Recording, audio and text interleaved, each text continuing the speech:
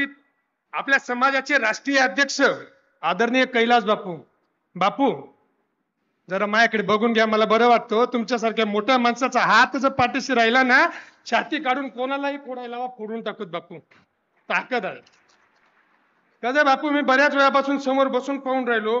बापू तुमचं काहीतरी चालू आहे खाली, तुम्ही जरा आम्हाला ऐकून घ्या. हो, ऐकून घ्या. खरं सांगतो, आईची शपथ सांगतो, खरं सांगतो, जे बोलताय ना ते खरं बोलतंय. जेव्हा मला पहिल्यांदा या ठिकाणी कैलास दादा, त्याच्यानंतर आमचे मित्र मनोज भाऊ पिंगळे यांनी मला पहिल्यांदा सांगितलं की तुला बोलावं लागेल, तू बोलशील का? म्हटलं मी बोलणार, 100% बोलणार.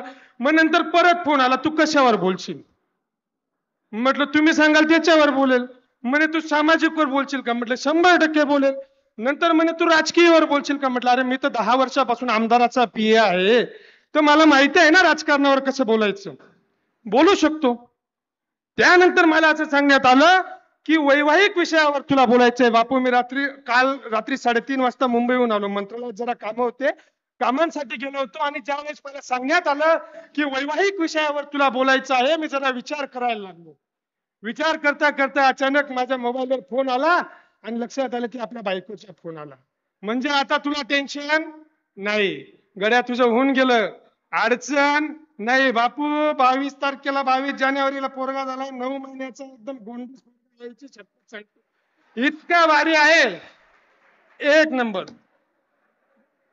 बापू मी तुम्हाला सांगतो, मी या सटाण्याशी माझी अटॅचमेंट अशी आहे.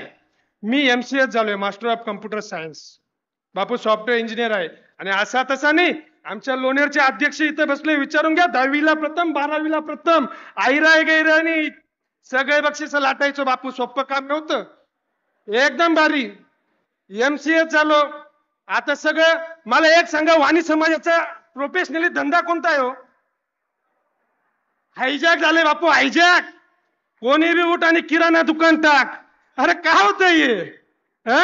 हायजॅक केलंय आपल्याला. कारण माहिती आहे आता आपल्या पोऱ्याला किराणा दुकानावर जर बसवलं तर त्या पोऱ्याला कोणी पोरगी देणार नाही. इतकी गंभीर समस्या बापू. अहो मी MCS केलं. MCS केल्यानंतर म्हटलं प्रत्येकाने किराणा दुकानात टाकायचं, प्रत्येकाने इंजिनियर व्हायचं, प्रत्येकाने डॉक्टर व्हायचं. म्हटलं आपण काहीतरी वेगळं होऊ. आमदाराचा पीए झालो. अहो या इथं बसलेले जेवढे आहेत ना, याच्यापैकी बरेचसे जण, यांना विचारून घ्या, माझ्याकडे कोणी आला असेल ना, आईची शपथ सांगतो काम एकदम प्रामाणिक केलेलं आहे. एखाद्याने सांगून द्यावं की इथं वैभव दामनेला फोन केला आणि वैभव दामनेला एखादं काम सांगितलं आणि वैभव दामनेने केलं नाही, असं कदापि घडलं नाही. बापू छाती टोकपणे सांगतो, कोविड सारख्या काळामध्ये या पट्ट्याने 100 लोकांचे जीव वाचवले असतील. 22 RT-PCR केले बापू, एकदाही निगेटिव्ह आलो नाही. प्रत्येक वेळेस पॉझिटिव्ह, एकदाही पॉझिटिव्ह आलो नाही, प्रत्येक वेळेस निगेटिव्ह आलो. बापू 2022 मध्ये माझा मोठा ऍक्सिडेंट झाला होता. गाडी किलो प्रमाणे विकली, सुखरूप वाचलो. आणि काय योगायोग, 5व्या मिनिटाला तिथं डॉक्टर उपस्थित, मालेगावचे हितेश माले आणि महाले साहेब म्हणतात, अरे वैभव गाडीचे हाल बघता भाऊ, तुझा कोरोना तुला वाचवून गेला रे, चांगलं काम केलं. असं कोण म्हणतंय? ते डॉक्टर म्हणताय. अरे माझा विचार नाही या समाजाला आहे की आमच्या सारखी मुलं जर पुढे जात आहे, आता द्यानारे पाठिंबा आम्हाला, करणारे पुढे आम्हाला. अरे हे आमचे प्रशांत कोठावदे, साई सावली फाउंडेशन म्हणून कुठली तरी त्यांची संस्था आहे. एक दिवस मेसेज आला, वोट करा, वोट करा. मी माझ्या मित्राला म्हटलं, अरे प्रशांत कोठावदेला झालं काय, वोट करा, वोट करा. पर करून दिलं वोट. पठ्या मोदीच्या हातून पुरस्कार घेऊन आलेला आहे. अरे सोपं नाही.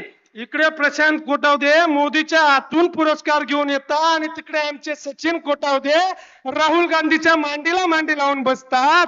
अरे तुमच्या समस्या कशाला हरतील रे? संधी द्या, उपलब्ध करून द्या यांना. मी ज्या वेळेस बापू माझ्या लग्नाचा विषय निघाला, लग्नाचा विषय निघाल्यानंतर बापू पहिला प्रश्न होता, 5 वर्षानंतर याचं काय? अरे MCS झालो आहे, 10 वर्षापासून आमदाराचा पीए म्हणून काम करतो आहे. 5 वर्षानंतर गोट्या गोट्या तर निश्चित खेळणार नाही. हे तर खरं आहे का नाही? काय वाटतं श्रीधर तात्या? बरोबर आहे ना? गोट्या गोट्या तर नाही खेळणार ना. अरे हा विश्वास तुम्ही आमच्यावर दाखवा. एखाद्या समाजाचा तरुण जर वेगळ्या काही दिशेला जात असेल ना, यार आपलाच आहे ना, अरे करतो जडतो कोणासाठी? तुमच्यासाठी. उद्या सांगा नाही पहिल्या फेरीला या पट्ट्याने कपडे काढून तुमच्या समोर उभा राहिला तर नाव लावणार नाही. मित्रांनो, या ठिकाणी मला अनेक विषय घ्यायचे. आता काल परवा एक जण भेटले होते, काम होतं मंत्रालयात बापू, भेटलो, सगळं झालं, काम केलं, मदत केली, सगळं केलं आणि हळूच मला म्हणतात ते कसं आहे, आपले लोक आहेत ना म्हणे चालत नाही बाहेरच्या. काय म्हणे? आपले लोक आहेत ना म्हणे बाहेर चालत नाही. 8 दिवसापूर्वीचा किस्सा आहे बापू, तुम्हाला सांगतो. एका हॉटेलला जेवण करायला गेलो होतो. माझ्या बाजूच्या हॉटेलवर बाजूला एक टेबल चालू होतं, तिथं सटाणा नगरपालिकेच्या थेट नगराध्यक्ष पदाचा विषय चालू होता आणि एक पट्ट्या दुसऱ्या पट्ट्याला सांगत होता श्रीधर तात्या सोप्पा नाही बरं का. काय म्हणे? श्रीधर तात्या सोप्पा नाही का म्हणे. पट्ट्याने तिच्यासाठी कॉलर करून घेतली. अरे माझ्या वाणी समाजाच्या माणसाचं थेट नगराध्यक्ष पदाचं काम केलं सोप्पं नाही बापू. पण याच्याकरता या मंचावर आपल्या प्रत्येकाला माझी विनंती आहे, अहो आपल्या समाजामध्ये आता मी तुम्हाला सांगतो त्या तळोद्याला नंदुरबारला ते डॉक्टर शशिकांत पाटील, त्याचा प्रतापपूर गाव आहे. बापू तुम्हालाही सन्मान पुरस्कार त्यांनी केलं, मलाही पुरस्कार दिला आहे. बापू ज्यावेळेस त्यांनी मला पुरस्कार दिला, माहिती नाही माझं कार्य काय, प्रेरणा मिळाली कार्य करायला नको. आज तुम्ही माझ्या घरामध्ये या फ्रंटलाच लावलंय समाज विषय नाही काही. बापू आपलं एक आहे, काम करा, करत राहा. कोण कौतुक करते कोण नाही करत सोडून द्या. आपला एकच बदला आहे, आपला हात वरती करा, स्वतःच्या पाठीमागे लावा. वेगळ्या काय केलं ठोकून घ्या. कोणाकडनंच काही अपेक्षा ठेवू नका, काम करत राहा मित्रांनो. पण या ठिकाणी बापू हा विषय खूप गंभीर आहे. विवाहित समस्या खूप गंभीर आहे. अहो आपण एवढे पोरं आहेत, एका बाजूला जे मी ती डिझाईन वाचत होतो त्याच्यावर तुम्ही उद्योजक बद्दल तुम्ही विषय घेता. सगळे उद्योजक थप्पीला लागले ना बापू. श्रीमंत होत जात आहे, गरीब होत जात आहे. काय माझं म्हणणं एक आहे की तुम्ही म्हणतात ना की आजची पिढी व्यसनाधीन झाली. बापू यालाही कुठली तरी किनार असली पाहिजे. पूर्वीच्या काळी आमच्या गावामध्ये शांताराम गोविंद दामले नावाचे एक सद्गृहस्थ होऊन गेले. शांताराम दादा म्हणून पूर्ण कसमादी परिसर त्यांना ओळखायचा. ज्या वेळेस आमचे दादा होत्यावर बसायचे ना, ताकद नाही एखादा दादूला गल्लीत नसायचे. का हो? कारण त्यांच्या पाठीशी त्या काळी असणारे समाजाचे मजबूत जे खांब होते. ज्या वेळी दादांनी एखाद्या पुढे हात केला असेल, दादा काही बोलण्याच्या आधी त्यांच्या बाजूला जे 4 राहता ते समोरच्याची कॉलर करायची हिंमत ठेवायची. बापू आता काय झालं? कुठं गेला तो का?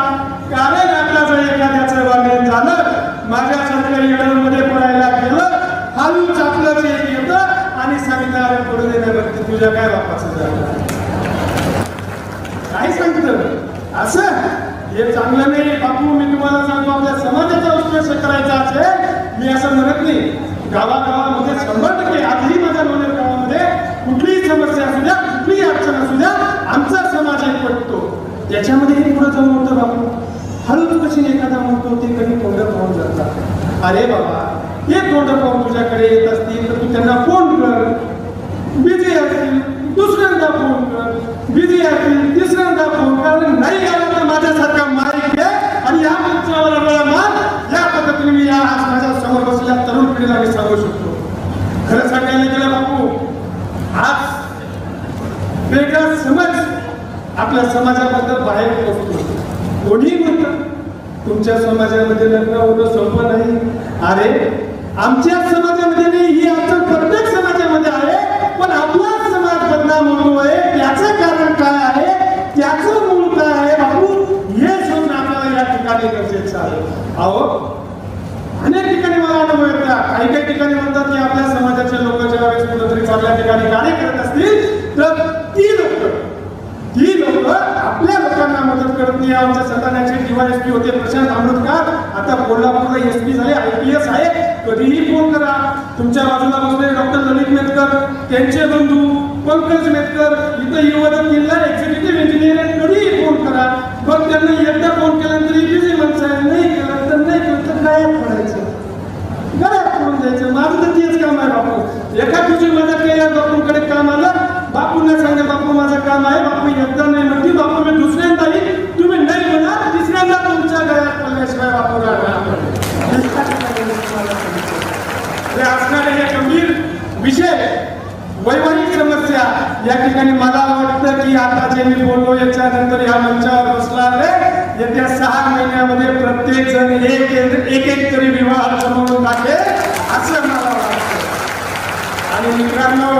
जरी नाही झालं तरी मी तुम्हाला शेवट जाता जाता इतकंच सांगेन, तुला तुझीच पुरी करायची, हौस आकाशी उंच उडायची, गड्या तयारी ठेव मनाची, कधी जतायची तर कधी लढायची, दुनिया डोक्यावर घेणार हाय र, तुला उचलून घेणार हाय र, दुनिया डोक्यावर घेणार हाय र, तुला उचलून घेणार हाय र, आला जरी तो कधी लक्षण तू खंबीर उभं तुलायचं, हटायचं नाही गड्या जगायचं, पुढं पुढं तू चालत जायचं, नव्या रक्ताचं नवतर नाहीचं, मिळालं तुला वरदान, रेशमी कापड हातात तुझ्या, करू नको त्याच वरदान, सलामी झुकून सलामी वाकून